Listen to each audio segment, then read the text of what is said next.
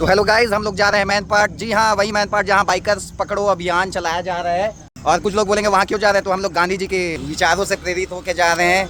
जिस राह पे तुम चल रहे हो बेटा, एक दिन पूरी तरह फंसोगे। वो वाला नहीं भाई, करो या मरो वाला। और जिसमें हमारे सबका गाड़ी नॉर्मल है, एक भाई का मुझे लग रहा है कि क्या पता पकड़ा सकते हैं। अच्छा क्या कहोगे भाई?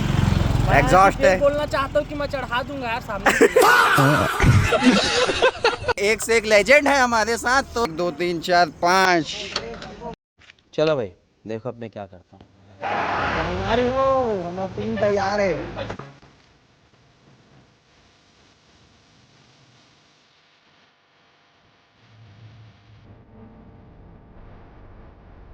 बल्लू तुम्हारी जेल से फरार।